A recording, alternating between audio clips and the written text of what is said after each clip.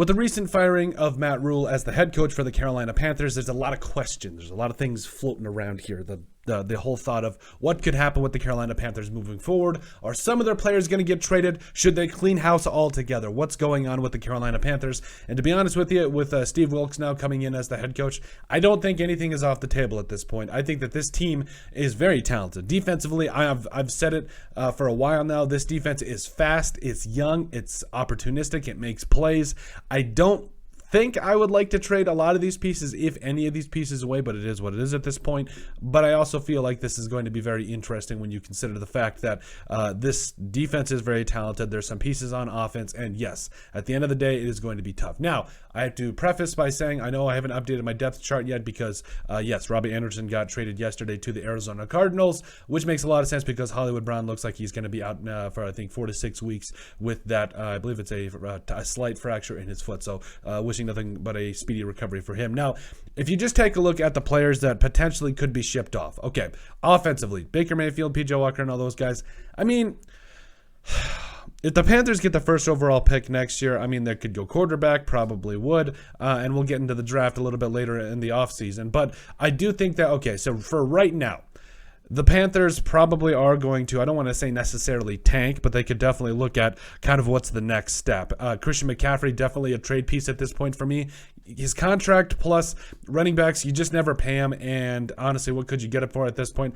Maybe a third or fourth, because I think second's a little bit high because running backs these days, you really just don't get what you're looking for in terms of those big contracts and extending them, if you ask me. Then also the wide receiver side of things, DJ Moore's a stud. I know Robbie Anderson got traded. I'm excited to see what Shi Smith does there, but DJ Moore, an absolute stud, has been one of the best wide receivers in the NFL for a very long time and deserves that credit, but does not seem to get it these days. And really, honestly, probably mostly because of quarterback play. So DJ Moore, one of those studs.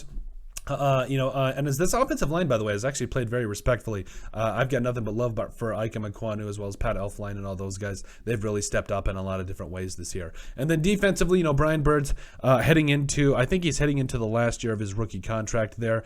Currently in the last year, but they still have the 5th-year option. And I believe that he's going to have a $16 million base salary if they do pick up that 5th-year option. So they probably might want to make some money or save some money, so they might trade him away.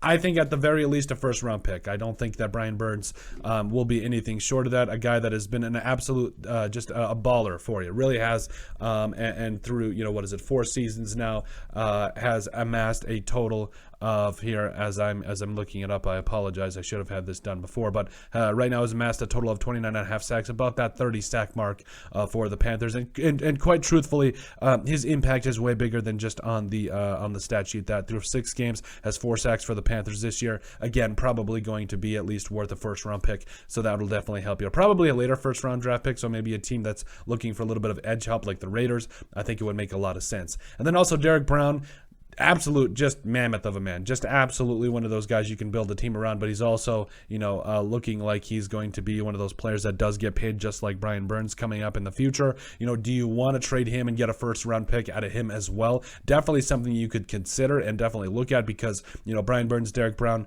if you were looking at 2 first round draft picks, there's a lot of talent in this edge and interior draft class coming up, so I definitely think it could be something to consider.